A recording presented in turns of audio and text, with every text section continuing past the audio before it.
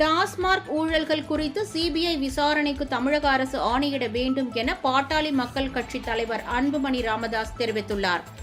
இது தொடர்பாக அவர் வெளியிட்டுள்ள அறிக்கையில், டாஸ்மாக் நிறுவனத்தின் தலைமை அலுவலகம் மற்றும் தமிழகம் முழுவதும் உள்ள 5 தனியார் மது ஆலைகளில் நடைபெற்ற சோதனைகளின் மூலம் குறைந்தது 1000 கோடிக்கு ஊழல் நடந்திருப்பது தெரிய வந்துள்ளதாகவும், மது விற்பனையில் 40% கணக்கில் காட்டப்படாமல் விற்பனை செய்யப்படுவதற்கான ஆவணங்களும் கிடைத்திருப்பதாகவும் தகவல் வெளியாகியுள்ளது என்று கூறியுள்ளார்.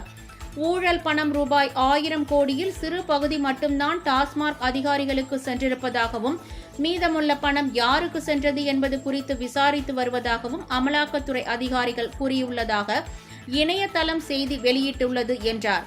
தமிழ்நாட்டில் விற்பனை செய்யப்படும் மது வகைகளில் 50%க்கு கலால் வரியும் விற்பனை வரியும் செலுத்தப்படுவதில்லை என்ற குற்றச்சாட்டை அமைச்சர் PTR பழனிவேல் ராஜன் ஏற்கனவே உறுதி செய்திருந்த நிலையில், அதனை தமிழக அரசு மறுக்காததால் வரி ஏய்ப்பு தொடர்வதாகத்தான் பொருள் என்றும், அந்த வகையில் மட்டும் ஆண்டுக்கு சுமார் 50,000 கோடி வீதம் 4 ஆண்டுகளில் ரூபாய் 2 லட்சம் கோடி அளவுக்கு வரி ஏய்ப்பு நடந்திருப்பதாக கூறப்படுகிறது என்று கூறியுள்ளார்.